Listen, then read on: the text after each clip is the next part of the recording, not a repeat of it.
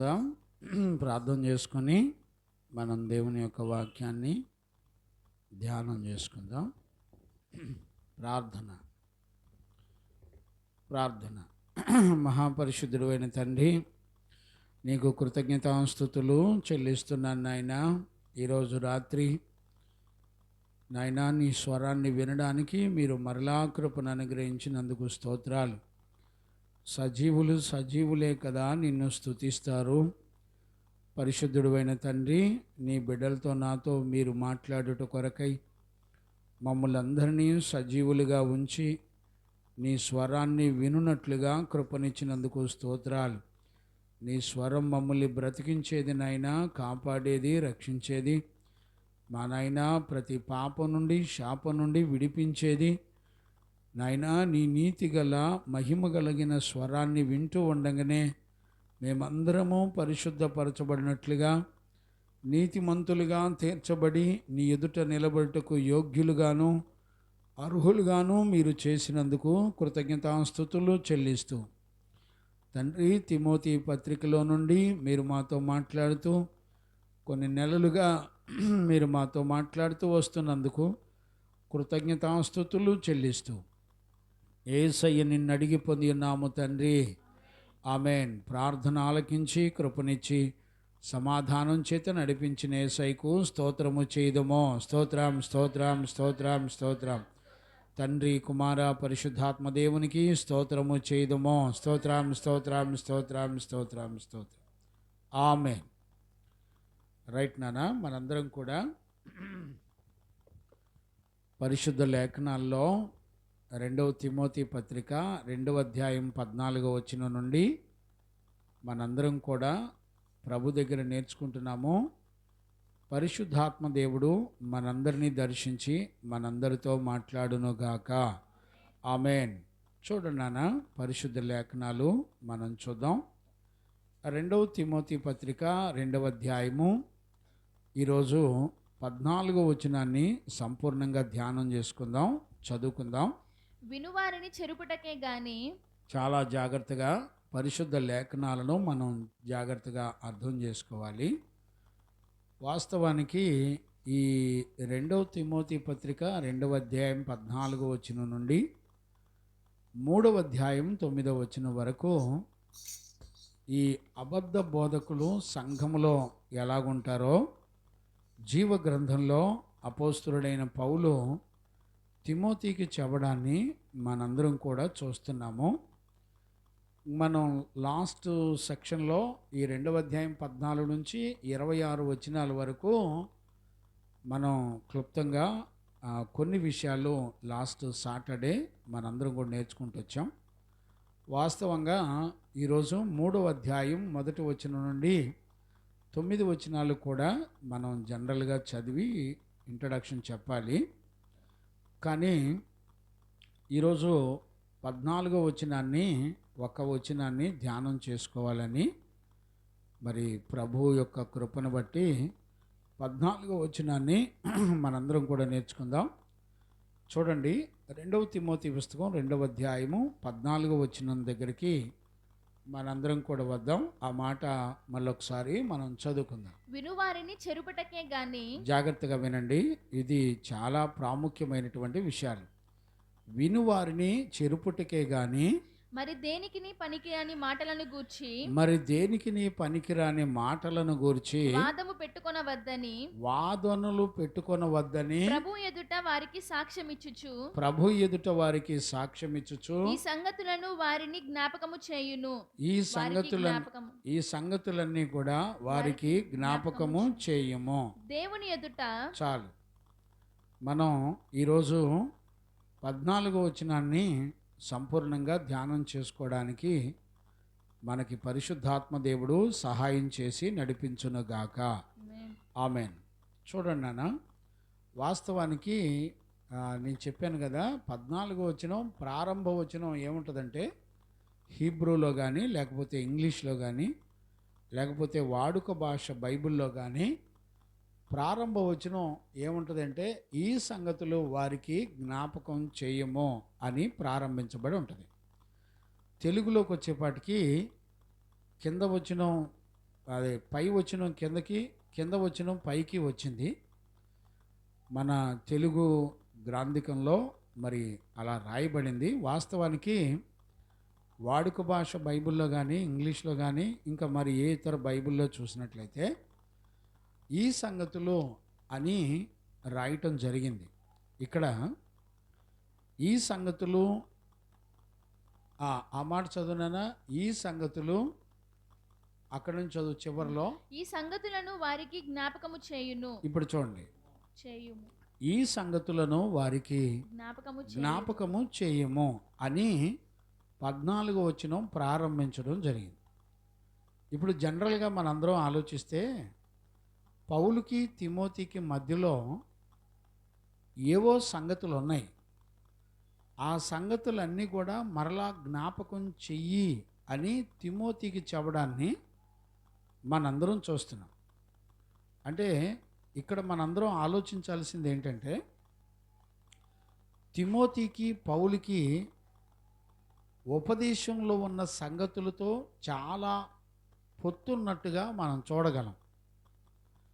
చూడండి, ఒక వ్యక్తిని పిలిచి సేవా విషయాలు మాట్లాడుతూ, నేను గత కాలంలో మీకు చెప్పిన సంగతులన్నీ కూడా ప్రతి సంఘానికి జ్ఞాపకం చేయమని చెప్తున్నాడు అని అంటే, వారిద్దరి మధ్యలో చాలా గొప్ప ఆత్మ సంబంధమైనటువంటి నడిపింపును మనందరం కూడా చూడొచ్చు.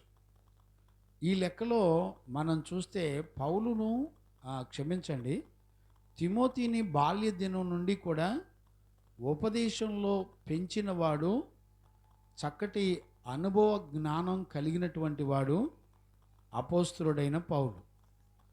చూడండి, అపోస్తలుడైన పౌలు తిమోతికి ఇప్పటి వరకు చెప్పిన విషయాలు చాలా ప్రత్యేకమైనవి. నేను అనుకుంటాను ఇవన్నీ కూడా జ్ఞాపకం చెయ్యి అని అంటే, నాకు తెలిసి బహుశా తిమోతి పుస్తకం 2వ తిమోతి పుస్తకం 1వ వచనం నుండి 1వ అధ్యాయం 1వ వచనం నుండి 13వ వచనం వరకు నువ్వు కంప్లీట్గా జ్ఞాపకం చెయ్యి అని చెప్తున్నట్టుగా నాకు అనిపిస్తుంది. చూడండి, పౌలు తిమోతిని ఎంతగా నమ్ముంటాడో దీన్ని బట్టి మనందరం కూడా గుర్తుపట్టవచ్చు. చూడండి, ఈ రోజుల్లో ఒక దైవజనుడు సంఘంలో ఎదుగుతున్నటువంటి ఒక బిడ్డకి, నేను నీకు బోధించిన సంగతులు ఇతరులకు మరలా మరలా జ్ఞాపకం చెయ్యి అని చెబుతున్నాడు అని అంటే, వాళ్ళిద్దరి మధ్యలో ఎంత చక్కటి బాండింగ్ ఉందంటారు ఒకసారి ఊహించండి. అంటే ఒకరికొకరు ఆత్మ సంబంధమైన విషయాల్లో చక్కటి బాండింగ్ ఉంది. ఇప్పుడు నేనున్నాను, మీరు వాక్యం వింటున్నారు కదా, మీలో ఎవరినైనా వెళ్ళి ఇతరులకి వాక్యాన్ని, నేను చెప్పిన వాక్యాన్ని మరలా వాళ్ళకి జ్ఞాపకం చెయ్యని నేను మీతో చెప్తే మీరు వెళ్ళి ఇతరులకు సువార్త చెప్తారండి? నేను మీకు ఏ సంగతులు నేను మీకు బోధించానో వాటిని ఇతరులకు మరలా జ్ఞాపకం చెయ్యి అని అంటే, ఇప్పుడు వాక్యం వింటున్న మనోళ్ళు చేయగలుగుతారండి? మీరు పిల్లలంక చూడమాకండి, మీకు 100 సార్లు చెప్తా. అందుచేత ఇక్కడ చాలా ప్రత్యేకమైనటువంటి విషయాన్ని ఈ 14వ వచనంలో మనం చాలా జాగ్రత్తగా చూడవచ్చు. ఇక్కడ నీరో చక్రవర్తి కాలంలో సంఘంలో వెలుపల భయంకరమైనటువంటి శ్రమలు ఉన్నాయి. క్రైస్తవులు అంటే మరి జైల్లో పెట్టి హింసించి కుదిరితే చంపేటువంటి పరిస్థితులు ఉన్న కాలంలో తిమోతికి ఎలాంటి విషయాలు చెప్పి మాట్లాడుతున్నాడు చూడండి. మీరు ఈ సంగతులు వారికి జ్ఞాపకం చేయమంటే ఎవరికి జ్ఞాపకం చేయాలి? తిమోతి ఎవరికి జ్ఞాపకం చేయాలి? ఏ సంగతులు జ్ఞాపకం చేయాలి? ఇక్కడ పౌలు చాలా అనుభవం కలిగినటువంటి వ్యక్తిగా మనకు కనపడుతున్నాడు. చూడండి, సంఘంలో వెలుపల శ్రమ ఉంది, సంఘము లోపల దుర్బోధకులు ఉన్నారు. చూడండి, ఒక దుర్బోధను జయించడానికి, దుర్బోధన సంఘములో నుండి తరివేయడానికి ఒక దైవజనుడికి ఏ జీవితం కావాలో పౌలు తిమోతికి చెప్తున్నాడు. తిమోతి, నేను నీకు నేర్పిన మొట్టమొదటి సంగతులన్నీ కూడా మరలా జ్ఞాపకం చేసుకో. ఎవరు ఎదుట జ్ఞాపకం చేసుకోవాలి అని చెప్తున్నాడంటే, చూడండి ఇక్కడ మనం 14వ వచనంలో చూడండి, వాదనలు పెట్టుకోవద్దని ప్రభు ఎదుట వారికి సాక్ష్యం ఇచ్చుచు. చూడండి, ఎక్కడంట ఒక దైవజనుడు సంఘములో దుర్బోధలను జయించాలంటే నెంబర్ 1, తన పైన పరిశుద్ధులు ఏ విషయాలు బోధించారో వాటిని మరలా మరలా జ్ఞాపకం చేసుకోవాలి. చూసారా? అంతేకాకుండా ఒక దైవజనుడు జ్ఞాపకం చేసుకోవటమే కాకుండా అతడు దేవుని ఎదుట నేనున్నాను అనే సంగతిని గుర్తుపట్టాలి. చూడండి, ఒక దైవజనుడు నేను దేవుని ఎదుట సేవ చేస్తున్నాను అని జ్ఞాపకం ఉండాలి. ఒకటి, దైవజనుడు దేవుని ఎదుట దైవజనుడు నా దేవుడు అన్నీ చూస్తున్నాడు, ఆయనకు మరుగైనది ఏదీ లేదు, నేను చేసే సేవ అంతా కూడా దేవాది దేవుడు చూస్తున్నాడు అనే సంగతి దేవుని ఎదుట అనే విషయాలు గుర్తుపట్టాలి. ఈ రోజుల్లో దైవజనులు అనేక మంది పడిపోవడానికి గల కారణం ఏంటంటే, దైవజనులు సత్య సంబంధమైన సువార్త విషయాల్లో తన జీవితంలో తొలగిపోయి దేవుని వాక్యాన్ని కలిపి చెరిపి బ్రతికే పరిస్థితులు ఎందుకు ఉన్నాయి అనంటే, వాళ్ళ జీవితంలో అతి ప్రమాదకరమైనటువంటి విషయం ఏదైనా ఉంది అంటే దేవుని ఎదుట అనే సంగతి మనం మర్చిపోవద్దు. చూడండి, సువార్త ప్రకటించేటువంటి దైవజనుడికి శత్రువుని జయించాలంటే, సంఘములో ఉన్న దుర్బోధని జయించాలంటే మొట్టమొదట తన్ను తాను జ్ఞాపకం చేసుకోవాలి. తన్ను తాను దేవుని ఎదుట నేను ఉన్నాను అనే సంగతి జ్ఞాపకం చేసుకోవాలి. ఎందుకు జ్ఞాపకం చేసుకోవాలి దేవుని ఎదుట అనంటే, దేవుని ఎదుట నేనున్నాను అని జ్ఞాపకం చేసుకున్నప్పుడు సంఘములో జరుగుతున్న పరిస్థితులన్నీ కూడా దేవుడు ఎరుగున్నాడు. అంటే దైవజనుడు కలవరపడవలసినటువంటి అవసరత లేదు. ఈ అనుభవం ఎక్కడి నుంచి చూడాలి అనంటే అపోస్తలుడైన పౌలు జీవితంలో నుండి చూడాలి.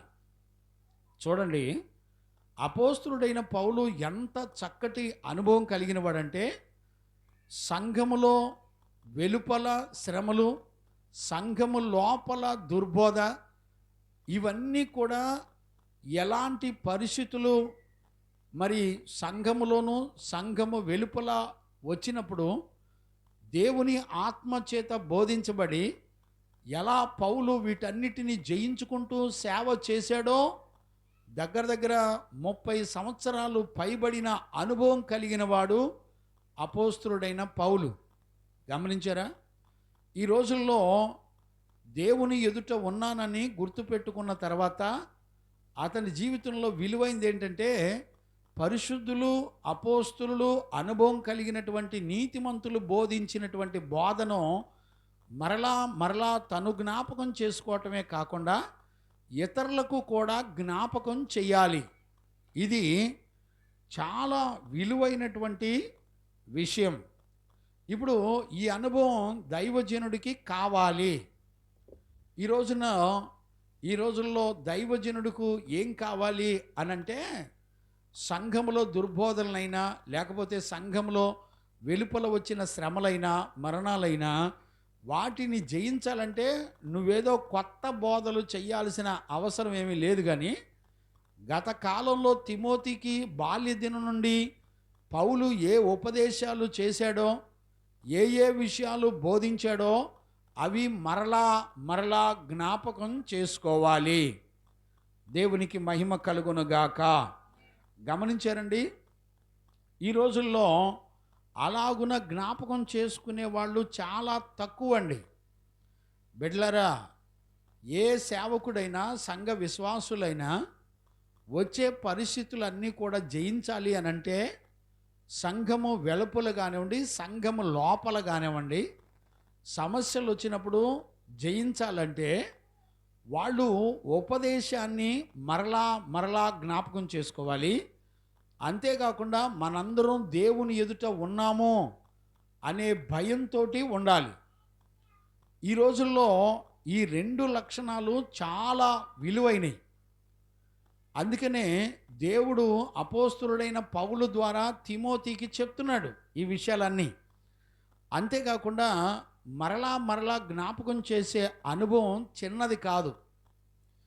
ఈ అనుభవం మొట్టమొదట భూమండలం మీద ఎవరు ప్రారంభించారో తెలిసిన క్రొత్త నిబంధన సంఘంలో మరలా మరలా జ్ఞాపకం చేసి నీకు ఉపదేశం చేసి నీకు మరలా ఉపదేశాన్ని జ్ఞాపకం చేసేది ఎవరో తెలుసిన దేవుని ఆత్మ. చూసారా, పరిశుద్ధ లేఖనాల్లో మనందరం కూడా చూడొచ్చు. చూడండి నాన్న, పరిశుద్ధ లేఖనాల్లో యోహాను సువార్త 14వ అధ్యాయము 26వ వచనం నుండి మనం చదువుకుందాం. యోహాను సువార్త 14వ అధ్యాయం 26 నుంచి చదువుకుందాం. ఆదరణకర్త అనగా తండ్రి నా నామమున పంపబోవు పరిశుద్ధాత్మ, తండ్రి నా నామమున పంపబోవు పరిశుద్ధాత్మ సమస్తమును మీకు బోధించి, గమనించారా, సమస్తమును మీకు బోధించి నేను మీతో చెప్పిన సంగతులు అన్నిటినీ మీకు జ్ఞాపకము చేయును. గమనించారా, మీకు మరలా మరలా జ్ఞాపకం చేస్తాడు. అంటే చూడండి, దైవజనుడు ద్వారా దేవుని యొక్క ఆత్మ మరలా మరలా జ్ఞాపకం చేస్తూ ఉంటుంది. ఇప్పుడు చూడండి, ఇప్పుడు పౌలుకి ఏ అనుభవం తెలుసు అంటే ఆత్మ యొక్క నడిపింపు తెలుసు. అందుకనే పౌలు తిమోతికి ఏమని చెప్పాడంటే, సంఘములో దుర్బోధ నుండి విడిపించబడాలంటే ఖచ్చితంగా నువ్వు దేవుని ఎదుట ఉన్నావని, అంతేకాకుండా నీకు గత కాలంలో మేము ఏ సంగతులు మీకు బోధించామో వాటన్నిటినీ మరలా మరలా మీరు జ్ఞాపకం చేసుకోవాలని దేవుని యొక్క వాక్యం చెబుతుంది. దేవునికి మహిమ కలుగునుగాక. ఈ మాట చెప్పడానికి వెనక ఎవరు పనిచేస్తున్నారంటే పరిశుద్ధాత్ముడు పనిచేస్తున్నాడు. అంటే మొట్టమొదట ఈ రకమైన బాధ్యత ఆత్మ భూమండలం మీద నేర్పించింది. ఇప్పుడు చూడండి, ఈ అనుభవం అంతా ఎక్కడిది పౌలుకి అని అంటే పౌలు దేవుని ఆత్మ ద్వారా నేర్చుకున్నటువంటి సంగతులు. దేవునికి మహిమ కలుగునుగాక. చూడండి, పరిశుద్ధుల ద్వారా దేవుని యొక్క వాక్యాన్ని విన్న సంగతులు మరలా మరలా మనకు జ్ఞాపకం చేయడం అనేది ఎంత గొప్ప భాగ్యమో. ఆత్మ యొక్క నడిపింపుని పౌలు యొక్క జీవితం ద్వారా జరిగించడాన్ని మనందరం కూడా చూడవచ్చు. దేవునికి మహిమ కలుగునుగాక. అంటే ఇప్పుడు పరిశుద్ధాత్మ ద్వారా పౌలు నడిపించబడ్డాన్ని మనం చూడవచ్చు. ఆత్మ చెప్తున్నటువంటి సంగతులు ఏంటంటే, సంఘంలో దుర్బోధన జయించాలంటే మొట్టమొదట మరలా జ్ఞాపకం చేసుకోవాలి. అంతేకాకుండా మనందరం దేవుని ఎదుట ఉన్నామన్న సంగతి మనం చూడాలి. దేవునికి మహిమ కలుగునుగాక. చూడండి, తిమోతి పత్రికలో కూడా మరొక మాటని నేను జ్ఞాపకం చేయడానికి ఇష్టపడుతున్నాను. 3వ అధ్యాయము, లేకపోతే తీతు పత్రికలో చూడనా, 3వ అధ్యాయము 1-2 వచనాలు చదువునానా. అధిపతులకును అధికారులకును లోబడి విధేయులుగా ఉండవలెననియు ప్రతి సత్కార్యము చేయుటకు సిద్ధపడి ఉండవలెననియు మనుషులందరి ఎడల సంపూర్ణమైన సాత్వికమును కనపరచుచు ఎవనిని దూషింపక జగడమాడని వారును శాంతులునై ఉండవలెననియు. నానా తీతు పత్రిక 3వ అధ్యాయం 1వ వచనం. మళ్ళొకసారి చదువునానా. అధిపతులకును అధికారులకును లోబడి. చూసారా, లోబడి విధేయులుగా ఉండవలెననియు విధేయులుగా ఉండవలెననియు. ప్రతి సత్కార్యము చేయుటకు చూడండి, విధేయులుగా ఉండాలి అని ప్రతి సత్కార్యం కూడా చేయుటకు సిద్ధపడి ఉండవలెననియు ఆ, మనుషులందరి ఎడల చూసారా, సిద్ధపడి ఉండాలని జ్ఞాపకం చేస్తున్నాడు. గమనించారా నాన్న? అంతేకాకుండా చూడండి నాన్న, 2వ తిమోతి పత్రికలోనే లేకపోతే 2వ పేతురు పుస్తకంలో చూడండి నాన్న, పేతురు మరలా జ్ఞాపకం చేస్తానంటాడు. 2వ పేతురు పుస్తకం 1వ అధ్యాయం 12వ వచనం కూడా చూడనా.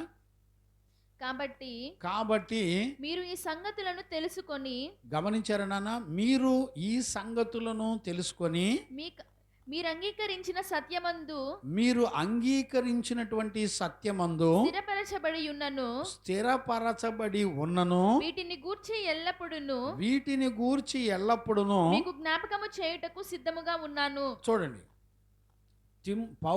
పేతురు సంఘానికంట మీరు విన్న సత్యమును గురించి మరలా జ్ఞాపకం చేస్తాడంట. ఇప్పుడు పౌలు కూడా తిమోతికి అదే చెప్తున్నాడు, బాబు నేను మీకు ఏ సంగతులు నీకు బోధించానో దాన్ని జ్ఞాపకం చేసుకొని ఇతరులకు జ్ఞాపకం చేయి. గమనించారా, తన్ను తాను దేవుని ఎదుట ఉన్నట్టుగా తిమోతి జ్ఞాపకం చేసుకోవాలి. అలాగే తన్ను తాను ఇతరులకు కూడా దేవుని యొక్క సత్యాన్ని జ్ఞాపకం చేయాలి.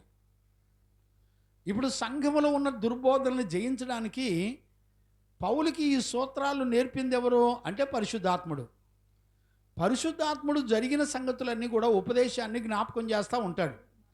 ఆ విషయాన్ని పేతురు కూడా చెప్తున్నాడు. అంతేకాకుండా యోధా కూడా ఈ విషయాన్ని చెప్తాడు. చూడండి, యోధా పత్రికలో 1వ అధ్యాయం 5వ వచనం, యోధా పత్రిక 5వ వచనాన్ని కూడా మనం చదవచ్చు. ఈ సంగతులన్నీ ఇప్పుడు చూడండి, ఈ సంగతులన్నీ మీరు ముందటనే ఎరిగి ఉన్నను, మీరు ముందుగానే ఎరిగి ఉన్నప్పటికీ నేను మీకు జ్ఞాపకం చేయగోరుచున్నది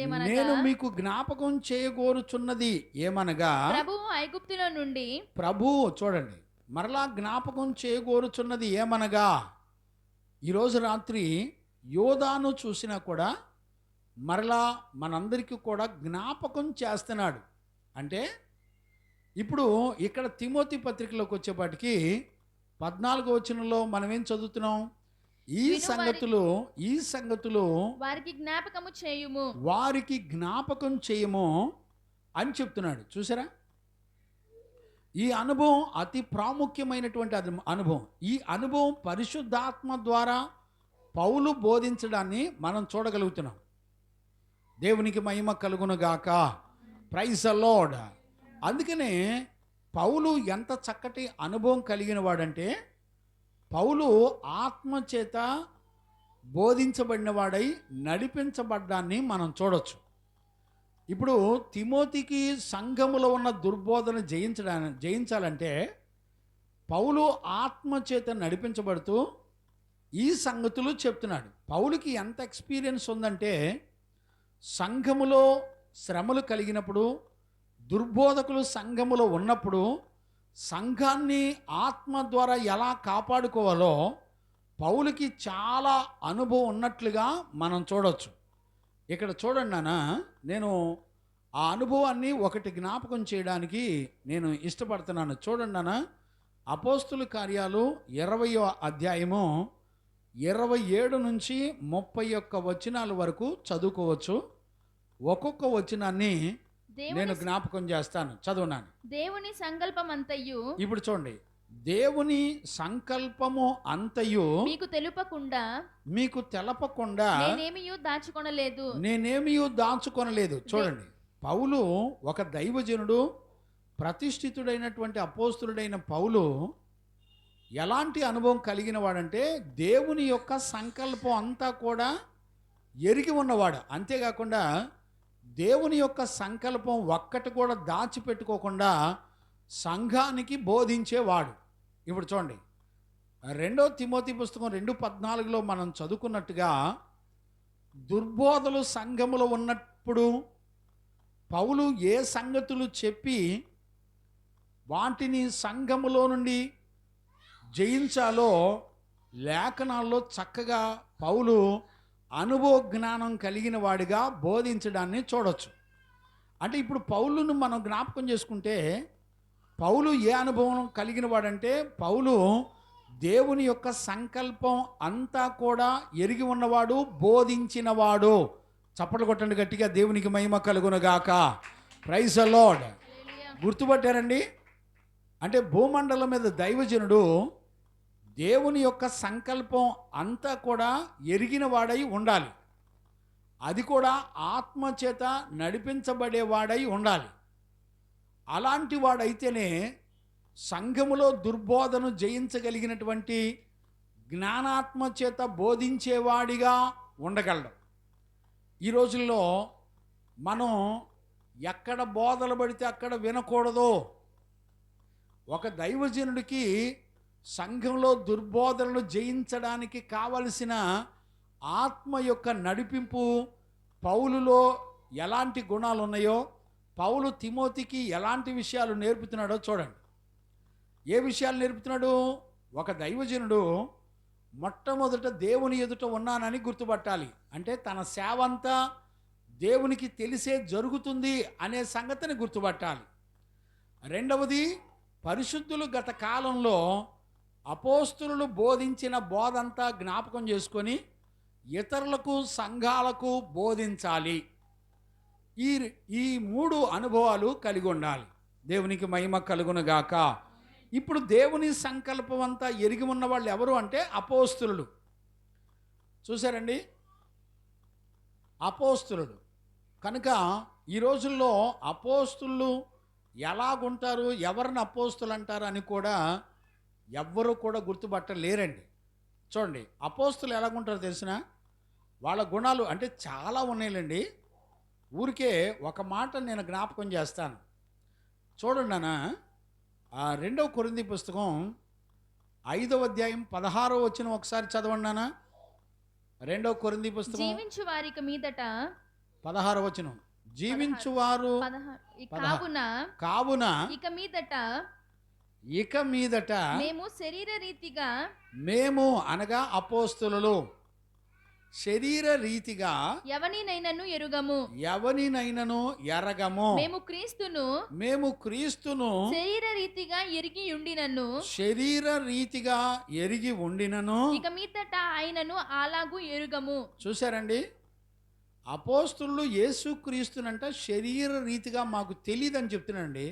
ఇవాళ అపోస్తులు అంటే చూడండి, దైవజనులు అపోస్తులని పిలువబడేవాళ్ళు వాళ్ళ తల్లిదండ్రుల ఫోటోలు, వాళ్ళ ఫోటోలు ఏంటి, వాళ్ళ ఫోనుల నిండా వాళ్ళ ఫోటోలు పెట్టుకొని చూసుకుంటున్నారండి. అపోస్తుల్ని జీవగ్రంథంలో అపోస్తులను అడిగితే అసలు యేసు ప్రభు శరీరీతిగా ఎలాగుంటాడో కూడా మాకు తెలియదు అంటున్నారు. ఈ రోజుల ఫోటోలు, వీడియోలు లేకుండా ఎవ్వరూ కూడా సేవ చేసేవాళ్ళు లేరండి. చూసారా, గుర్తుపట్టగలుగుతున్నారా? మరి ఈ రోజున మేము కూడా అపోస్తులం అని చెప్పుకుంటున్నారు. ఈ రోజున వాళ్ళ ఫోటోల్లో వాల్ పోస్టుల్లో వాళ్ళ ఫోటోలు వాల్ పోస్టుల్లో 90% పెద్దగా వెయ్యాలి. అలా వెయ్యకపోతే వాళ్ళు మీటింగులకు రారు, వాక్యం చెప్పలేరు. చూసారా, అపోస్తులు ఎలాగున్నారు? ఏ విగ్రహాన్ని కానీ, ఏ మనుషుల రూపాన్ని కానీ వాళ్ళు ఎక్కడా కూడా చూడడానికి కానీ, ఆఖరికి యేసు ప్రభు ఫోటోను కూడా చూడడానికి ఒప్పుకోవట్లేదు.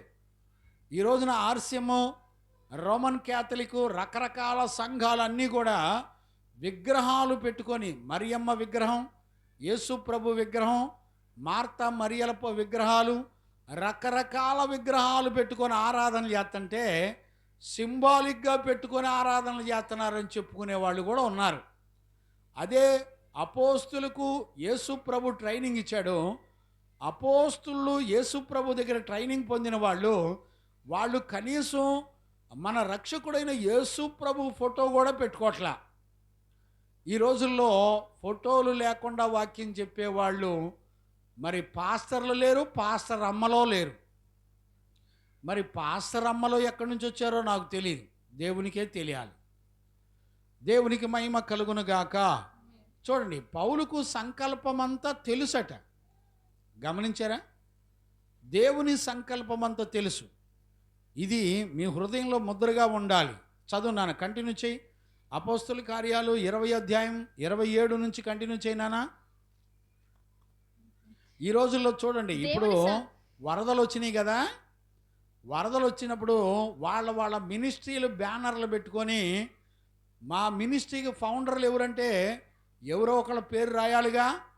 చూడండి, మహిమ ఘనత దేవునికి చెందకుండా మినిస్ట్రీలకును మినిస్ట్రీ ఫౌండర్లకి చెందుతుంది. ఇప్పుడు వరదలు వచ్చినాయి కదండి, ఒక్కొక్క వరదల్లో ఒక్కొక్క మినిస్ట్రీ వాళ్ళు వాళ్ళ బ్యానర్లు పెట్టుకొని రకరకాల ఫుడ్ ఐటమ్స్ పంచుతున్నారు అండి. మినిస్ట్రీలు పేర్లు, మినిస్ట్రీలు చూడండి, బైబిల్లో ఎక్కడైనా అపోస్తులకి మినిస్ట్రీల పేర్లు దేవుడు నేర్పాడండి? ఎవరికన్నా దర్శనంలో కానీ కలలో కానీ అపోస్తులారా మీరు మినిస్ట్రీ పేర్లు పెట్టుకోండి, బేతస్తా సంఘం అని, పెంతుకోస్త్ సంఘం అని అండి, కల్వరి సంఘం అని, ఒక పావురం సూర్యులు బొమ్మలు కిరణాలు, పావురాలు రెక్కల కిరణాలు బొమ్మలు, ఏమండి ఎక్కడన్నా అపోస్తులు ఎట్లాంటి పిచ్చి వేషాలు వేశారండి? చెప్పండి. గెడ్డాలు, మీసాలు, ఏమండి సోకులు, ఎచ్చులు. ఈ రోజుల్లో లేఖనాలను బట్టి దైవజనులను వెంబడించే వాళ్ళు లేరు. ఈ రోజుల్లో ఒక ఆయన అంటున్నాడు, ఒక యవనస్తుడు, నాకు దర్శనం కనపడింది, పాత వస్త్రాలు తొలగించి కొత్త వస్త్రాలు దేవుడిచ్చాడంట. పక్కన ఒక నామకార్థ సంఘస్థుడు నుంచుంటే ప్రతిష్ఠితులైన పరిశుద్ధుల సంఘాన్ని వదిలిపెట్టి ఆ నామకార్థమైనటువంటి దైవజనుడిని వెంబడించాలని ఆ కళ్ళలో చూశాడంట. చూడండి, ఈయనేమో తెల్లని వస్త్రాలు వేసుకున్నాడు, పక్కన దైవజనుడేమో మరి రంగు వస్త్రాల చేత నిలబడ్డాడు. ఆ కళను చూసుకొని ప్రతిష్ఠితులైన దైవజనులను విడిచిపెట్టి దుర్బోధలు చేసే సంఘస్థుల్ని వెంబడించి వెళ్ళిపోయే వాళ్ళని ఈ రోజుల్లో చాలామందిని మనం చూస్తున్నాం. దేవునికి మహిమ కలుగునుగాక. Amen. Praise the lord. Hallelujah. అందుకనే ప్రియ దేవుని పిల్లరా, ఈ రోజున కళలను బట్టి దైవజనులను చూసుకొని వెంబడించే వాళ్ళు ఉన్నారు, దర్శనాలను బట్టి దైవజనులను వెంబడించి నడిపించబడే వాళ్ళు ఉన్నారు. కానీ వాక్యం కోరుకున్న జీవితాన్ని చూసి వెంబడించే వాళ్ళు లేరు. ఈ రోజున అపోస్తులుడైన పౌలు చెప్పే విషయాన్ని మనం చాలా జాగ్రత్తగా గమనించాలి. కంటిన్యూ చేయనా 20 అధ్యాయంలో దేవుని సంకల్పమంతయు దేవుని యొక్క సంకల్పమంతయు మీకు తెలపకుండా నేనేమీ దాచుకొనలేదు. దేవుడు ఇప్పుడు చూడండి, ఆయన సంకల్పాన్ని ఏమని చెప్తున్నాడు పౌలు? బాబు, నువ్వు దేవుని ఎదుట నిలబడి సేవ చేస్తున్నావని గుర్తు తెచ్చుకో. మరి నీకు బోధించిన అపోస్తుల యొక్క ఉపదేశాలు మరలా జ్ఞాపకం చేసుకొని నువ్వు ఇతరులకు కూడా బోధించు, జ్ఞాపకం చేయి అని చెప్తున్నాడు. ఇదంతా ఏంటి? దేవుని యొక్క సంకల్పం. కంటిన్యూ చేయనా. దేవుడు తన స్వరక్తం ఇచ్చి సంపాదించిన తన సంఘమును కాయుటకు పరిశుద్ధాత్మ దేనియందు అధ్యక్షులుగా ఉంచెను. ఇప్పుడు చూడండి, మిమ్మల్ని అందరినీ సంఘములో దేనియందు అధ్యక్షులుగా ఉంచెను. ఆ యావత్తు మందను గూర్చియు మీ మట్టుకు మిమ్ములను గూర్చియు జాగ్రత్తగా ఉండుడి. చూడండి, పౌలుకి సంఘములో బిడ్డల్ని ఎంత జాగ్రత్తగా ఉండాలో, ఏ విషయాల్లో జాగ్రత్తగా ఉండాలో పౌలుకి స్పష్టంగా తెలుసు. అంటే ఈ రోజున దైవజనులు సంఘానికి ఎంత విలువైన వాళ్ళో, లేకపోతే పౌలు ఎంత అనుభవ జ్ఞానం కలిగిన వాడో మనం లేఖనాల్లో చూడవచ్చు. చదువునాను. నేను సంఘములో నుంచి వెళ్ళిపోయిన తర్వాత క్రూరమైన తోడేళ్ళు మీలో ప్రవేశించునని నాకు తెలియను. చూడండి, సంఘములోకి క్రూరమైన తోడేళ్ళు ప్రవేశిస్తాయని నాకు తెలుసు అని అంటున్నాడు. ఎవరో? పౌలు. ఇప్పుడు చూడండి, సంఘములో క్రూరమైన తోడేళ్ళు వస్తాయంటే అర్థం ఏంటి? తోడేళ్ళు అంటే తోడేళ్ళనా? ఇప్పుడు అక్షర జ్ఞానం కలిగిన వాళ్ళు ఏమంటారంటే, దేవుడు అక్కడ తోడేళ్ళని రాశాడు కాబట్టి తోడేళ్ళే వస్తాయి అనేవాళ్ళు లేకపోలే. గమనించారా? ఆ అక్షర జ్ఞానాన్ని బట్టి చూడకుండా ఆత్మ జ్ఞానాన్ని బట్టి కనుక మనం చూస్తే మరలా 28వ వచనం మళ్ళీ ఒకసారి చదువునానా. దేవుడు తన స్వరక్తం ఇచ్చి దేవుడు తన స్వరక్తం ఇచ్చి సంపాదించిన తన సంఘమును కాయుటకు పరిశుద్ధాత్మ మిమ్మును ఇప్పుడు చూడండి, పరిశుద్ధాత్మ మిమ్ములను దేనియందు అధ్యక్షులునిగా ఉంచెను, దేనియందు మిమ్ములందరినీ కూడా అధ్యక్షులుగా ఉంచెను. ఆ యావత్తు మందను గూర్చి. ఇప్పుడు మందను గూర్చి అంటే అర్థం ఏంటి? మంద కాపరి అంటే అర్థం ఏంటి? మంద అంటే గొర్రెలని కాదు, మంద అంటే మనమే, సంఘము. కాపరి అంటే దేవుని ఆత్మ ద్వారా నడిపించబడేటువంటి దైవజనుడు కాపరి. ఆ యావత్తు మందను గూర్చి, ఆ యావత్తు మందను గూర్చి మీ మట్టుకు మిమ్మును గూర్చి జాగ్రత్తగా ఉండుడి. మీరు అంటే ఎవరు? సంఘము. మీ మట్టుకు మీరు జాగ్రత్తగా ఉండండి. నేను వెళ్ళిపోయిన తరువాత, ఇప్పుడు చూడండి, నేను వెళ్ళిపోయిన తర్వాత క్రూరమైన తోడేళ్ళు మీలో ప్రవేశించునని నాకు తెలియను. వారు మందను కనికరింపరు మరియు శిష్యులను తమ వెంట ఈడ్చుకొని పోవాలనని, శిష్యులను సైతం కూడా తన వెంట ఈడ్చుకొని పోవాలనని వంకర మాటలు పలుకు మనుషులు. ఇప్పుడు చూడండి, ఏ మాటలు పలుకుతారట? వంకర మాటలు పలుకుతారట. ఇప్పుడు 14వ వచనంలో మనమేం చదువుకుంటున్నాం? వట్టి మాటలు పలుకుతురు. ఏమండి, వట్టి మాటల కొరకు ఎవరైనా వివాదాలు పెట్టుకుంటారండి? వాదనలు పెట్టుకుంటారు ఎక్కడైనా? మీరు ఆలోచించండి ఒకసారి.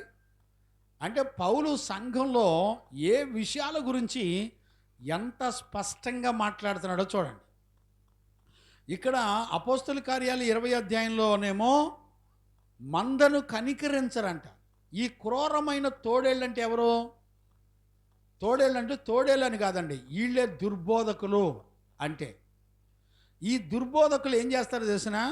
మందను కనికరించరు. ఎప్పుడండి? అపోస్తలుడైన పౌలు వెళ్ళిపోయిన తర్వాత సంఘంలో ఏం జరగబోతుందో ముందుగానే పౌలు చెప్తున్నాడు. అంటే చూడండి, ఎవరైతే సేవ చేస్తున్నారో వాళ్ళు అపోస్తులు అనబడిన పరిశుద్ధుల చేతి కింద వాళ్ళు గినక సేవలో నలగొట్టబడి సేవ చేయకపోతే వాళ్ళకి సంఘములో క్రూరమైన తోడేళ్ల గురించి పరిశుద్ధులు అపోస్తులకు మాత్రమే తెలిసిన సంగతులు ఎవ్వరికీ అర్థం కాదండి. గుర్తుపట్టారా? అందుకనే పౌలు స్పష్టంగా చెప్తున్నాడు, బాబు, ప్రతిష్ఠితుడైన దైవజనుడు మీ సంఘములో నుంచి వెళ్ళిపోతే సంఘములో దుర్బోధకులు తయారవుతారు. గమనించారా? అందుకనే సేవ చేయాలంటే, సంఘములో సేవ చేయాలంటే మెల్కీసెదెకు క్రమంలో సేవ చేసిన పరిశుద్ధుల చేతి కింద తయారై సేవ చేయాలి. ఈ రోజున బైబిల్ కాలేజీల్లో ట్రైనింగ్లు అయ్యి సర్టిఫికెట్లు తీసుకొని సేవలు చేసేవాళ్ళు ఎవ్వరికి కూడా సంఘములో దుర్బోధకులను గుర్తుపట్టే వాళ్ళు ఉండరు. పౌలు స్పష్టంగా చెప్తున్నాడు. వాళ్ళు ఎలాగుంటారంటే, వాళ్ళంట ఎలా ఉంటారమ్మా?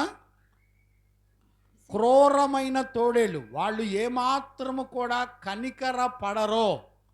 అంతేకాకుండా శిష్యులు అనబడిన వారిని కూడా తమ వెంట వీడ్చుకొని పోవాలనని వంకర మాటలు పలుకు మనుషులు. చూడండి, వంకర మాటలు పలికేటువంటి మనుషులు మీలోనే బయలుదేరారు. వీళ్ళే దుర్బోధకులు. చూసారా? పౌలుకి పరిశుద్ధాత్మ ద్వారా నడిపించబడుతున్నటువంటి పౌలు ఎంత చక్కగా దుర్బోధకులను గుర్తుపట్టాడో. అంటే పౌలుకి గత కాలంలో చాలా అనుభవాలు ఉన్నాయి. సంఘములో నుంచే దుర్బోధకులు వస్తారు. కనుక తిమోతి, నువ్వు ధైర్యంగా ఉండు. దేవుని ఎదుట నువ్వు నిలబడి సువార్త ప్రకటిస్తున్నావన్న సంగతి గుర్తు తెచ్చుకో. గత కాలంలో అపోస్తుల ద్వారా నువ్వు విన్నటువంటి సంగతులు మరలా జ్ఞాపకం చేసుకొని మరలా ఇతరులకు కూడా దానిని ప్రకటించు. చూసారా? దేవుని సంకల్పమంతా పౌలు ఎంటెంటా ప్రకటించినట్లుగా మనం కూడా అపోస్తులు దైవజనులు కూడా ఇంటింటా దేవుని యొక్క సంకల్పంలో దుర్బోధకుల గురించి కూడా సంఘాన్ని చెరిపే అసత్యాన్ని బోధించి సేవకులను శిష్యులను కూడా ఈడ్చుకెళ్ళేటువంటి దుర్బోధలు సంఘములో ఉన్నవి అనే సత్యాన్ని ఈ రోజున అపోస్తులుడైన పౌలుకి తెలుసు.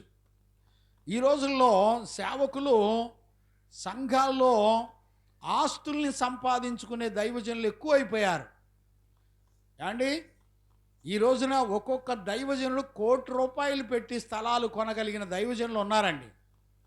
ఆదిమ అపోస్తులు ఎక్కడా స్థలాలు ఇళ్ళు కొనలా, అద్దె ఇళ్లలో సేవ చేశారు. లేకపోతే మేడల మీద మిద్దెల మీద విశ్వాసులైనటువంటి సంఘ పిల్లల ఇళ్లల్లో సేవ చేశారు. గమనించారా? వాళ్ళకంటూ సొంత ఆస్తులు కానీ సొంత మినిస్ట్రీలు కానీ లేవు. మరి ఈ రోజుల్లో చాలామంది మేము అపోస్తులం అని సంఘాల్లో చెప్పుకునే వాళ్ళు చాలామంది ఉన్నారండి. మరి వీళ్ళందరూ వాక్యానుసారంగా అపోస్తులేనా? కాదు. ఈ రోజున వారి దేహంలో ప్రతిష్టలు లేకపోయినా వాళ్ళు సొంత ఇష్టానుసారంగా వాక్యాన్ని పక్కన పెట్టి నడిపించబడుతున్నా వాళ్ళను గొర్రెలు వెంబడించినట్లు, మోసగాళ్లను వెంబడించినట్లుగా, తోడేళ్లను వెంబడించినట్లుగా వెంబడించే వాళ్ళు అనేక మంది ఉన్నారు. దేవునికి మహిమ కలుగునుగాక. అందుకనే ఈరోజు రాత్రి మనం అపోస్తులుడైన పౌలు యొక్క జీవితంలో పౌలుకి చాలా పోరాటాల యొక్క అనుభవాలు తెలుసు. సంఘములో ఎలాంటి దుర్బోధకులు ఉంటారో తెలుసు. వాటిని ఎలా జయించాలో అపోస్తులుడైన పౌలుకి తెలుసు. గమనించారా? కాబట్టి ఈరోజు రాత్రి మనం 2వ తిమోతి పుస్తకం 2వ అధ్యాయం 14వ వచనాన్ని మనం చదువుకుంటున్నాం. చూడండి, మరలా మూలవాక్యంలోకి మనం వెళదాం. నేను అక్కడ ఆగట్లేదు కనుక కొంచెం చూడండి నాన్న. 31 కూడా చదువున్నాను ఇక్కడ. అపోస్తుల కార్యాలు 20. కావున నేను 3 సంవత్సరములు రాత్రింబగళ్ళు కన్నీళ్లు విరుచుచు ప్రతి మనుషునికి మానక బుద్ధి చెప్పి తినని మీరు జ్ఞాపకము చేసుకొని మెలకువగా ఉండుడి. గమనించారండి? మానక బుద్ధి చెప్తున్నాడంట. వీటన్నిటిని గురించి మీరు మరలా జ్ఞాపకం చేసుకోండి. చూడండి, పౌలు కూడా సంఘానికి ఏమని చెప్తున్నాడో, నేను చెప్పిన సంగతులన్నీ మరలా జ్ఞాపకం చేసుకోండి. చూసారా? 3 సంవత్సరాలు రాత్రింబవళ్ళు కన్నీరు విడిచి ప్రతి బిడ్డకి వాక్యం చెప్పి బలపరిస్తేనండి, మధ్యలో దుర్బోధకులు ఏం చెప్తారో తెలిసిన? ఏంటి మరీ నువ్వు వెంబడించాలా? రాత్రి అనక పగలనక వాక్యం వినటానికి అంత ఇదిగా వెంబడించాలా? ఒంగోలు నుంచి విజయవాడ వెళ్ళి వాక్యం వినాలా? ఎందుకు అంత ఇదిగా కష్టపడుతున్నారు? మీరు నిదానంగా నేర్చుకోండి. కుదిరినప్పుడు వెళ్ళండి సంఘానికి, అంతేగాని వారం వారం వెళ్ళొచ్చా అని అడిగే దుర్బోధకులు ఉన్నారు. ఈ రోజున సంఘములోనే ఇలాంటి దుర్బోధకులు ఉంటారని దేవుని యొక్క వాక్యం చెబుతుందండి. గమనించారా? పౌలు 3 సంవత్సరాలు రాత్రింబవళ్ళు కన్నీరు గార్చి వాక్యం చెప్పి కుటుంబాలను కట్టి నడిపిస్తుంటే చెడగొట్టే వాళ్ళు ఎంతమంది ఉంటారు చెప్పండి? ఈ రోజుల్లో ఒక కుటుంబంలోనే భర్త భార్య మాట వినకపోయినా, వాక్యం వినకపోయినా, వాక్యానుసారంగా నడవకపోయినా ఈ భర్త మాత్రం ఏమాత్రం చలనం ఉండదండి. ఏమాత్రం ఇంకేమంటారు తెలిసిన? దైవజనులు మా ఇంటికి రావద్దు, అవసరం లేదు. ఎందుకు? దైవజనుడు వస్తే తన భార్యకి వాక్యం చెప్పి మారుస్తాడుగా. ఇప్పుడు భార్య లేకపోతే పిల్లలు తల్లిదండ్రులు దగ్గరుండి నరకానికి వెళుతున్నా ఈ రోజుల్లో ఎవరికెవరికి బాధ్యత లేదండి. బాధ్యత లేదు. 3 సంవత్సరాలు రాత్రింబవళ్ళు దైవజనుడు కష్టపడి వాక్యం చెప్పి కడితే మీరు అంత ఇదిగా వెంబడించాల్సిన అవసరం లేదు. వారం వారం గుడికి వెళ్ళాల్సిన అవసరం లేదు. వాక్యం వినాల్సిన అవసరం లేదని బోధించి సంఘ బిడ్డలను త్రోవ తప్పించి, ఏమండి, ఎంత నాశనం చేసేవాళ్ళు ఎంతమంది ఉంటారు చెప్పండి? ఈ రోజుల్లో ఎంత దారుణమైన సంఘములోనే దుర్బోధకులు ఉంటారని పౌలుకి అనుభవం ఉంది. పౌలుకి పరిశుద్ధాత్మ ద్వారా అనుభవం కలిగిన వాడిగా ఉన్నాడు అపోస్తలుడైన పౌలు. ఈ రోజుల్లో ప్రతిష్ఠితులైన అపోస్తలుడైన పౌలు ప్రతిష్ఠితుల దగ్గర ఎదగకపోతే ఈ రోజున సువార్త సేవ చేస్తున్న సేవకుల యొక్క జీవితాల్లో సంఘములో దుర్బోధలను ఎలా జయించాలో మీరు గుర్తుపట్టలేరు అనే సత్యాన్ని కూడా మనందరం కూడా గుర్తుపట్టాలి. దేవునికి మహిమ కలుగును గాక. Praise the lord. ఇక్కడ చూడండి నాన్న, మనం మూలవాక్యంలోకి వెళ్దాం, చదువుకుందాం. చదువు నాన్న. వినువారిని చెరుపుటకే గాని. ఇప్పుడు చూడండి, ఇక్కడ నుంచి చాలా జాగ్రత్తగా మనము 14వ వచనాన్ని చాలా జాగ్రత్తగా మనం గుర్తుపట్టాలి. చదువు నాన్న. వినువారిని చెరుపుటకే గాని. ఇప్పుడు గుర్తుపట్టండి, వినేవారు ఎవరు? అసలు వినేవారిని చెరపటం అంటే అర్థం ఏంటి చెప్పండి.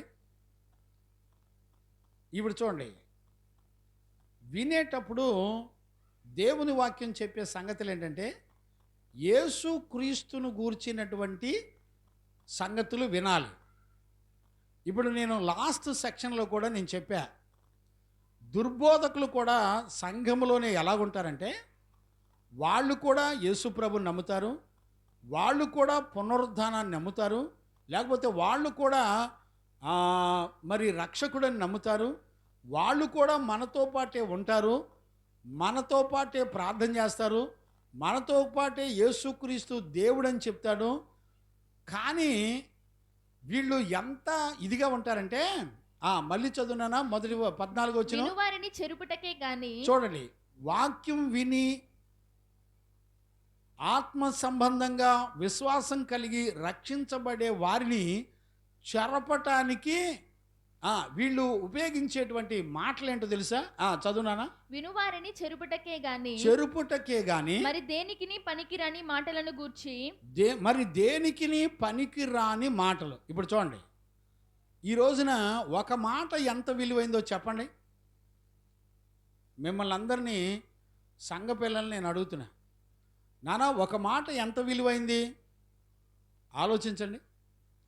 ఎంత విలువైందంటే ఒక మాట కనుక నీ నోటి వెంట రాకపోతే నీ మనసులో ఉన్నది ఏది కూడా బయటికి తెలియదు.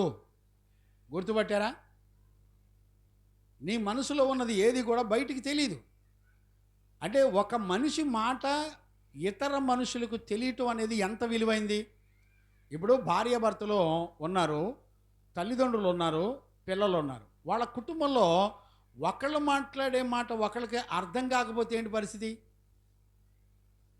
అది ఎంత పెద్ద ప్రమాదం చెప్పండి. చాలా ప్రమాదం. కానీ ఇక్కడ దుర్బోధకుల్లో నుంచి వచ్చే మాటలు ఎలా ఉంటాయో తెలిసినా? వాళ్ళు ఏమని మాట్లాడతారో తెలిసినా? ఒట్టి మాటలు మాట్లాడతారంట. చూసారా? విలువలేని మాటలంట, నో వాల్యూ. చూసారా? విలువలేని మాటలు మాట్లాడతారు. దేవునికి మహిమ కలుగునుగాక. మనందరం గుర్తుపట్టకపోతే చాలా నష్టపోతాం. ఇప్పుడు చూడండి, దేవుడు మాట్లాడే మాట మనం విన్నప్పుడు విశ్వాసం కలుగుతుంది. విశ్వాసము లోకమును జయించిన విజయం మన విశ్వాసమే.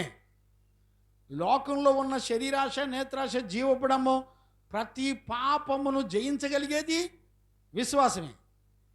ఇప్పుడు చూడండి, ఇప్పుడు దుర్బోధకులు మాట్లాడే మాటలు ఉట్టి మాటలు ఉంటాయండి. పైపెచ్చు ఆ ఉట్టి మాటలతో పాటు ఏముంటాయి తెలిసిన? ఉట్టి మాటలతో పాటు వివాదాలు ఉంటాయంట. తెలుగు వాడుక బైబిల్లో చూస్తే వివాదాలు దగ్గర ఏమని ఉంటుందంటే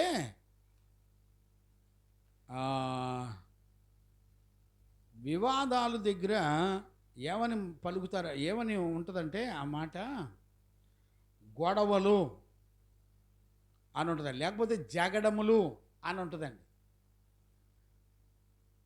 జగడాలు అని ఉంటుందండి. ఇక్కడేమో మనకి తెలుగులో ఇక్కడ రాసిన మాట ఏంటంటే వివాదాలు. నేను అంటాను, ఒట్టి మాటలకి వివాదాలు ఏంటండి? ఇప్పుడు చూడండి, మనందరి జీవితాల్లో కూడా ఒట్టి మాటలకి వివాదాలు పెట్టుకొని గొడవలు పెట్టుకొని ఒకరినొకరు జగడాలు దాకా వెళ్ళి ఒకరినొకరు కొట్టుకొని హింసించుకునే వరకు వెళ్ళిపోతారు. గుర్తుపట్టారా? చూడండి, నీతి నిమిత్తమై దైవజనుడు శిక్షించడం వేరు, శిక్షించని కుమారులు దుర్బీజులైపోతారు. నీతిమంతుడైన దైవజనుడు ఖండించి బుద్ధి చెప్పి సరిచేయొచ్చు. గమనించారా? ఇక్కడ ఉట్టి మాటలకు అంటే ఉట్టి మాటలు అంటే అర్థం ఏంటి? వాక్యంలో దేవుని గురించినటువంటి ఉపదేశం ఉండదు, వాక్యానుసారమైనటువంటి మాటలు ఉండవు. మరి వీళ్ళు మాట్లాడుకునే మాటల్లో ఏముంటుంది? వాక్యాన్ని పక్కన పెట్టి శరీర ప్రేమలను గురించి మాట్లాడుతూ ఉంటారు. ఏమంటారు తెలిసిన? నిజంగా ఈ మధ్య కాలంలో పాస్టర్ గారు నువ్వు ఫోన్ చేసి మాట్లాడితే నీ బాధ అసలు పట్టించుకోవట్లేదు అనేవాళ్ళు చాలామంది ఉన్నారు. ఏమండి, నేను గంటలు నా పిల్లల శ్రమల గురించి విని గంటలు వాళ్ళకి వాక్యం చెప్పి రాత్రనక పగలనక రోజుకి 5-6 గంటలు మాట్లాడినటువంటి నేను, ఒక యవనస్తుడు అంటాడండి, నేను ఈ మధ్యకాలంలో మీతో మాట్లాడుతుంటే నాతో సరిగ్గా మాట్లాడతలేదని నిందేశాడండి. ఇవే ఒట్టి మాటలంటే. అంటే కారణం ఉండదండి, హేతుబద్ధమైనటువంటి రీజన్స్ ఉండవు. అందుకనే పేతురు పత్రికలో ఏమంటాడంటే 3వ అధ్యాయంలో 2వ పేతురులో, మీ మీద ఏదైనా సమస్యలు వచ్చి మాట్లాడినప్పుడు వాళ్ళకి హేతుబద్ధంగా వాళ్ళకి సంజాయిషీలు చెప్పండి, వాళ్ళకి వివరణ చెప్పండి అని ఆ మాట రాశాడు. ఎక్కడ మా మాట? 3:16, 3:17, 18 అమ్మా చదవండి. 2వ పేతురు పుస్తకమా లేకపోతే 1వ పేతురు పుస్తకమా?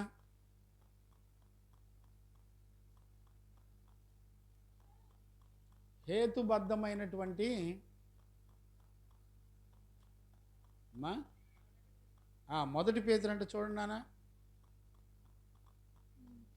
నిర్మలమైన మనస్సాక్షి కలిగిన వారై మీలో ఉన్న నిరీక్షణను గూర్చి మిమ్మును హేతువు అడుగు ప్రతి వానికిని, చూడండి, మిమ్మల్ని అందరినీ కూడా హేతు అడిగే ప్రతి వానికిని సాత్వికముతోను, ఇప్పుడు చూడండి, దైవజనుడు సాత్వికముతోను భయముతోను సమాధానము చెప్పుటకు ఎల్లప్పుడూ సిద్ధముగా ఉండి, చూడండి, ఎల్లప్పుడూ సిద్ధంగా ఉండాలి. ఈ రోజునండి దైవజనుడికి విరోధంగా మాట్లాడుతూ దొంగ మాటలు మాట్లాడి దైవజనుడికి చెప్పకుండా, దైవజనుడితో మాట్లాడకుండా వాళ్ళ సొంత నిర్ణయాలు తీసుకొని వాళ్ళు అడిగే ప్రతి ప్రశ్నకు హేతుబద్ధమైనటువంటి రీజన్స్ దైవజనుడు వివరంగా చెప్పినా వినకుండా కలొచ్చిందంట సంఘాలని వదిలిపెట్టి వెళ్ళిపోతున్నారండి. గమనించారా? మన మధ్యలో వేరే కూడా అట్టనే వెళ్ళాడు, కళ వచ్చిందంట. చూసారా? కళలను నమ్ముకుంటున్నారు కానీ వాక్యాన్ని నమ్ముకునేవాళ్ళు లేరు, వాక్యానుసారమైన జీవితాన్ని నమ్ముకొని నడిపించబడేవాళ్ళు లేరు. కళలో దర్శనాలు నమ్ముకొని బతికే వాళ్ళు ఉన్నారు కానీ ఆ కళలో దర్శనాల కంటే ముఖ్యంగా వాక్యానుసారమైనటువంటి జీవితం విలువైందనే సంగతి గమనించేవాళ్ళు లేరు. ఈ రోజుల్లో ప్రసంగాలు చేసేవాళ్ళు ఎక్కువైపోయారు. నేనేమంటానంటే, మొదట దేవుడు కోరుకున్న పరిశుద్ధ జీవితం చేయకుండా నువ్వు ఎన్ని వేల మందికి ప్రసంగాలు చేసినా నీకే దేవుని రాజ్యం ఉండదో. నువ్వు ప్రసంగించిన 100 మంది సంఘం మొత్తం కూడా విడిచిపెట్టబడింది. ఈ రోజున గుర్తుపట్టే వాళ్ళు ఎవరు కూడా లేరు. దేవునికి మహిమ కలుగునుగాక. గమనించారా నాన్న? వాళ్ళంట ఉట్టి మాటలు మాట్లాడుతూ ఉంటారంట, వాళ్ళు వాదనలు పెట్టుకుంటూ ఉంటారంట. చూడండి, సంఘాల్లో క్రిస్మస్లు, గుడ్ ఫ్రైడేలు, ఈస్టర్లు పెట్టుకొని సంఘ పెద్దలకు అంత వాటా అంటే ఇంత వాటా, ఏమండి ఆర్సిఎం, లోదరన్, ఇంకా చాలా సంఘాలు, తెలుగు బాప్టిస్టు, చాలా సంఘాల్లోనండి సంఘ పెద్దల మెయింటెనెన్సే. దైవజనుడు కాళ్ళు సంఘ పెద్దలందరూ కలెక్షన్ చేసుకొని దైవజనుడికి కూలి కిరాయికి వాడుకున్నట్టుగా కూలికి వాడుకున్నట్టుగా కొంత డబ్బు నెలకి 15,000 20,000 కానుక తీసి వచ్చిన చందాలన్నీ పోగు చేసి ఇచ్చి కిరాయికి వాడుకున్నట్టుగా వాడుకుంటున్నారు. కూలికి బోధకుడిని పెట్టుకున్నట్టుగా బోధకుడిని పెట్టుకొని సేవ చేయించుకుంటున్నారు. ఒకవేళ పాస్టర్ గారు సంఘ పెద్దల్ని విశ్వాసుల్ని కాదని వాళ్ళేసే రికార్డ్ డాన్సులు వాక్యానుసారంగా తప్పని చెప్పారో ఇక ఉందే వివాదాలు, గొడవలు, జగడాలు పెట్టుకొని సంఘంలో నుంచి దైవజనుడిని పంపించేసి వాళ్ళకి నచ్చిన కాపరులను తెచ్చిపెట్టుకుంటారని పరిశుద్ధ లేఖనాల్లో చక్కగా అనేక సందర్భాల్లో రాయబడి ఉన్నాయి. ఈ రోజుల్లో అలాంటి వాళ్ళను సంఘ కాపరులను వెంబడించి ప్రతిష్ఠితులైన దైవజనుల దగ్గర ఎదగకుండా త్రోవ తప్పి తిరిగే వాళ్ళు చాలామంది ఉన్నారండి. గమనించారా? అందుకని తిమోతితో ఒకటే చెప్తున్నాడు పౌలు, బాబు నువ్వు దేవుని ఎదుట నిలబడి వాక్యం చెప్పు చాలు. చూడండి ఇక్కడ చెరుపుటకే కానీ, చెరుపుట అంటే అనే మాటకు అర్థం ఏంటి? చెరుపుట అంటే నాశనం చేయుట అని అర్థం. అర్థమైందండి? నాశనం చేయుట, చెరుపుట అనే మాటకు అర్థం. అంటే ఎలా నాశనం అయిపోతారు చెప్పండి? నువ్వు నిట్ట నిలువున నీ మనసును చెరిపేస్తుంది. చెరిపే లక్షణం ఎవరిదంటే లూసిఫర్ది. అపవాది గురించి దైవజనుడైన పౌలు చాలా సందర్భాల్లో చెప్తాడు. అపవాది మీ మనసులను చెరుపునేమో జాగ్రత్త అని రాశాడు. చదవండి 2 కొరింథీ పుస్తకం 11వ అధ్యాయం మొదటి 2-3 వచనాలు అనుకుంటే చదవనానా? 2 కొరింథీ పుస్తకం 11వ అధ్యాయం. కొంచెం అవివేకముగా నేను మాటలాడినను మీరు సహింపవలెనని కోరుచున్నాను. నన్ను గూర్చి మీరు ఎలాగైనను సహించండి. దైవాసక్తితో మీ ఎడల ఆసక్తి కలిగి ఉన్నాను. ఎందుకనగా పవిత్రురాలైన కన్యకనుగా, చూడండి, సంఘాన్ని పవిత్రురాలైన కన్యకగా ఒక్కడే పురుషునికి అనగా క్రీస్తుకు సమర్పింపవలెనని మిమ్మల్ని కూడా ప్రధానము చేసి తిని గాని సర్పము తన కుయుక్తి చేత, చూసారా, సర్పము తన కుయుక్తి చేత హవ్వను మోసపరిచినట్లు. ఇప్పుడు మోసమన్నా చెరపటమన్నా నాశనం చేయటం అన్నా ఒకటే అర్థం అండి, ఒకటే పదం. హీబ్రూలో కానివ్వండి, లేకపోతే వాడుక భాషలో కానివ్వండి, లేకపోతే ఇతర భాషల్లో కొన్ని చూసినప్పుడు ఈ మూడిటికి సందర్భాల్లో ఒకే పదాన్ని వాడారండి. గమనించారా? దేవునికి మహిమ కలుగునుగాక. మీ మనసులను చెరుపునేమో జాగ్రత్తగా ఉండండి.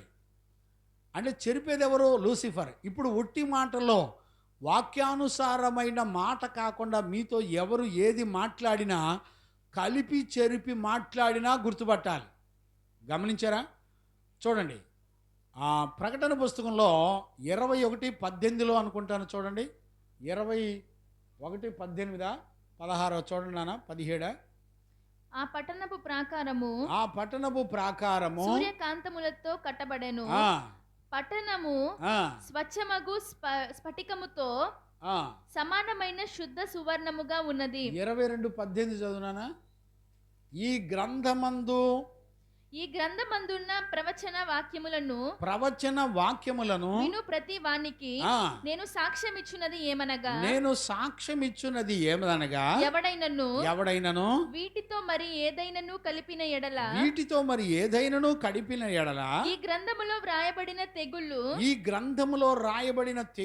దేవుడు వానికి కలుగజేయును. ఈ రోజున ఉపదేశములో ఉన్న సత్యము అపోస్తుల ద్వారా ప్రకటించబడుతుంటే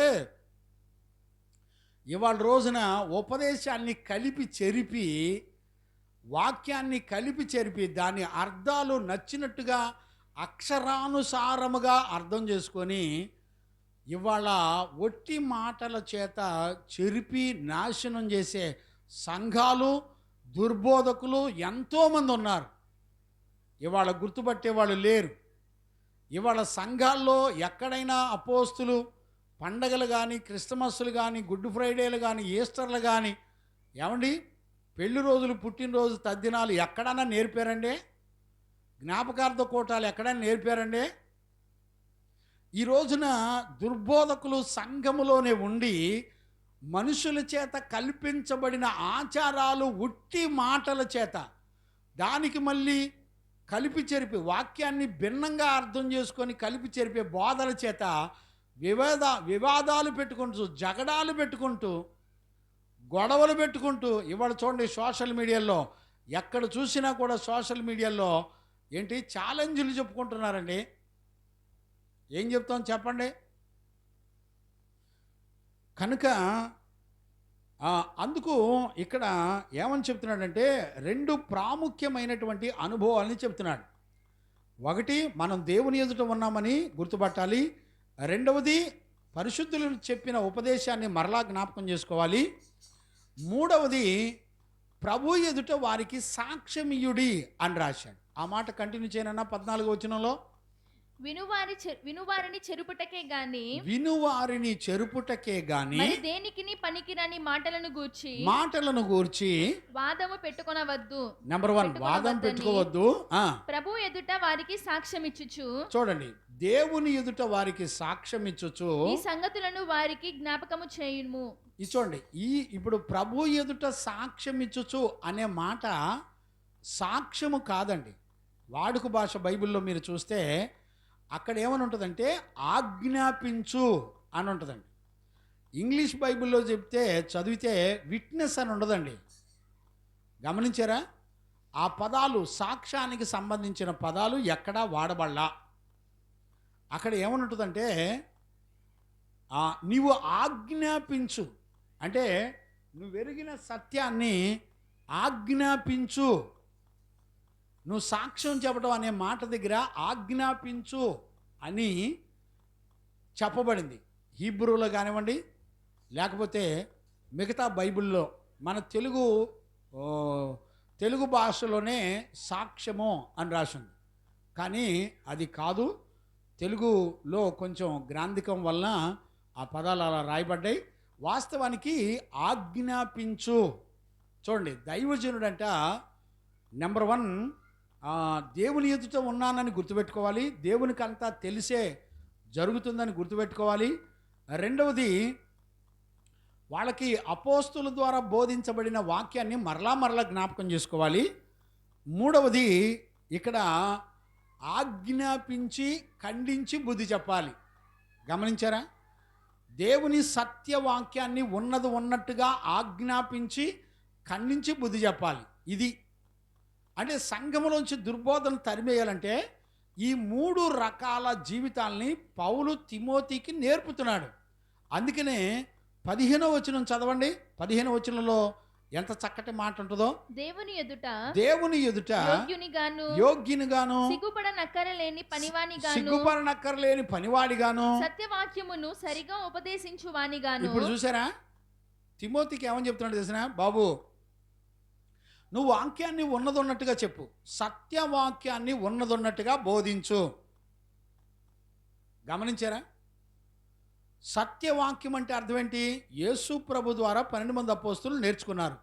12 మంది అపోస్తులు సంఘాలకు బోధించినప్పుడు ఆ సంఘాలకు బోధించిన వాక్యం జీవగ్రంథంలో రాసి పరలోకం అంగీకరించినటువంటి సత్య సువార్త.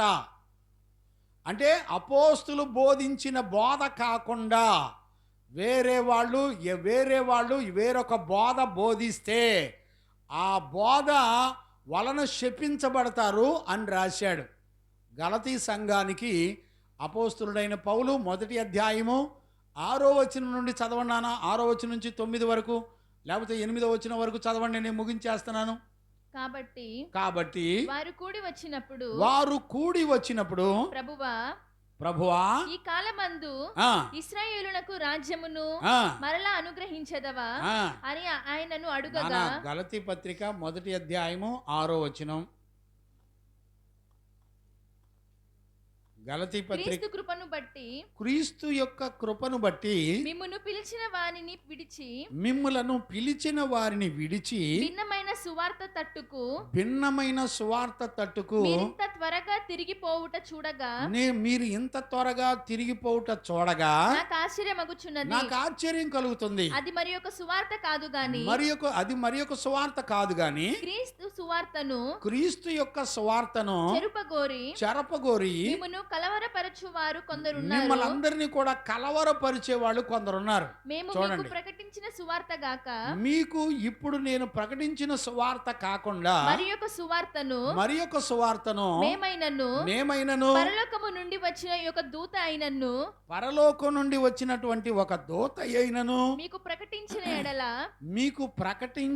ఎడల అతడు శాపగ్రస్తుడవును గాక. గమనించారండి, అపోస్తులు ప్రకటించిన సువార్త కాకుండా వేరొక సువార్త ఎవరైనా మీకు ప్రకటిస్తే వాళ్ళు శాపగ్రస్తులవును గాక అని వాక్యం చెప్తుంది. ఏమండి, బైబిల్లో అపోస్తులు కానీ యేసయ్య కానీ ఎక్కడైనా ఆడవాళ్ళని సంఘ కాపరులుగా నిలబెట్టి సేవ చేయించారండి? మరి ఈ రోజుల్లో ఎక్కడ ట్రైనింగ్ అయ్యి ఆడవాళ్ళని సంఘ కాపరులుగా పెట్టి సేవ చేపిస్తున్నారు? ఏమండి, ఎంత దుర్బోధకులంటే భయానకమైనటువంటి దుర్బోధకులు. ఏమండి, దుర్బోధ వల్ల జరిగే ప్రమాదం ఏంటో తెలిసిన? నాశనం అయిపోతారండి, శపించబడతారండి. చిన్న మాటలు కాదు, పౌలు చెప్తున్నాడు, మేము ప్రకటించిన సువార్త కాకుండా పరలోకం నుండి వేరొక దేవదూత వచ్చి సువార్త ప్రకటించిన అది వాళ్ళు శాపగ్రస్తుడవును గాక. ఒక్కసారి కాదండి, ఎన్నిసార్లు అన్నాడు చూడండి, సుమారుగా 2-3 సార్లు చెప్పబడింది అక్కడ ఈ మాట. కంటిన్యూ చేయనా? అక్కడ మేము ఇది వరకు చెప్పిన ప్రకారం ఇప్పుడును మేము ఇది వరకు సువార్తలో సంఘాలకు ఏ సంగతులు బోధించామో మరలా చెప్పుచున్నాము. మరలా మేము మీకు చెప్తున్నాము, మీరు అంగీకరించిన సువార్త గాక మీరు అంగీకరించినటువంటి సువార్త కాకుండా మరి ఒక సువార్తను ఎవడైనను మీకు ప్రకటించిన ఎడల వాడు శాపగ్రస్తుడవును. చూడండి ఎన్నిసార్లు, ఇది రెండోసారి. ఏమండి, పౌలు ఎంత అనుభవ జ్ఞానం కలిగిన వాడో చూడండి. మేము మీకు ప్రకటించిన సువార్త కాకుండా వేరొక సువార్త ఎవరు ప్రకటించినా కూడా వాళ్ళు శాపగ్రస్తులైపోతారని చెప్తున్నాడు. ఏమండి, భయం ఉందండి? ఇవాళ సంఘాల పేర్లు చెప్పి మా సంఘం బాబో, వాక్యానుసారంగా సంఘ పరిచర్యలు జరుగుతున్నాయి లేదో, పరిశుద్ధులు వెనక అపోస్తులు ప్రతిష్ఠితులు చేతు కింద ఎదిగి సేవ చేస్తున్నారో లేదో చూసుకోండి.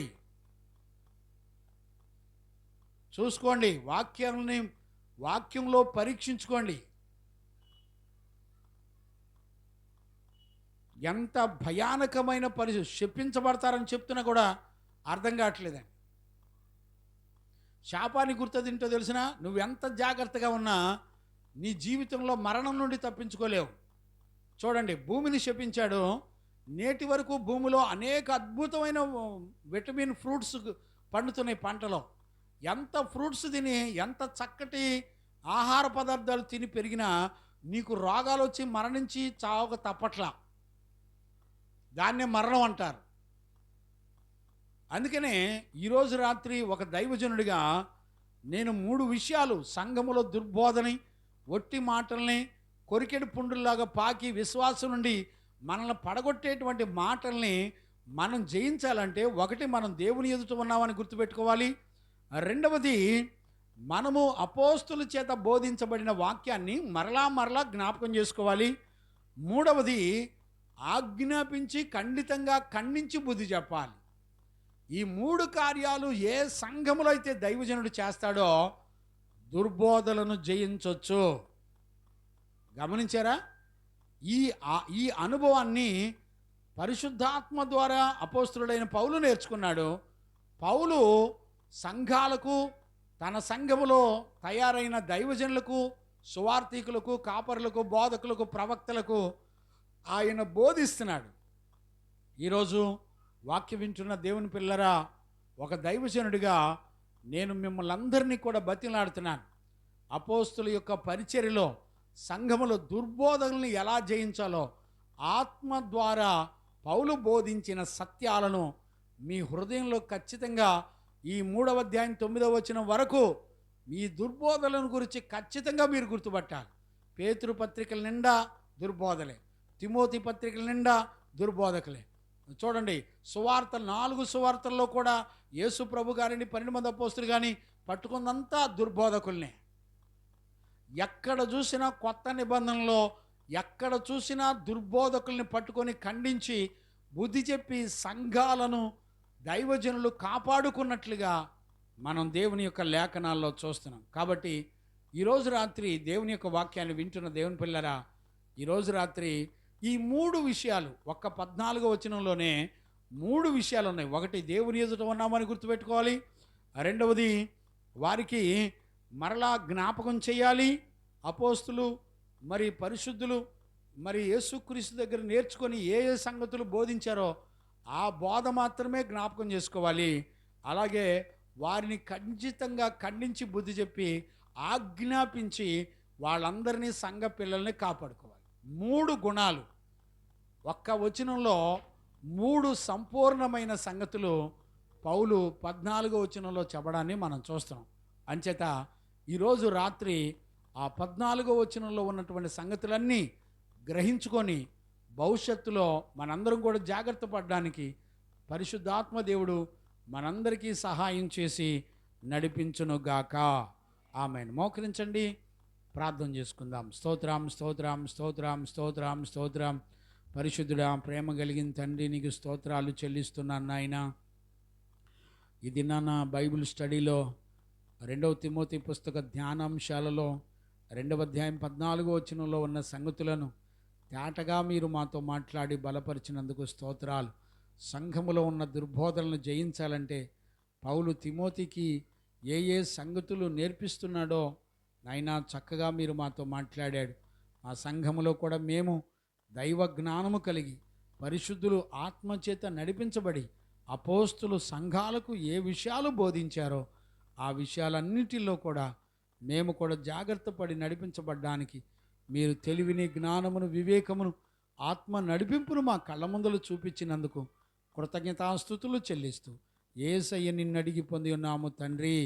ఆమెన్. ప్రార్థన ఆలకించి అడిగినవన్నీ మన జీవితంలో జరిగించి విశ్వాసము ద్వారా జయం పొందుటకు కృపనిచ్చిన యేసయ్యకు స్తోత్రము చేయుదమో. స్తోత్రం స్తోత్రం స్తోత్రం స్తోత్రం.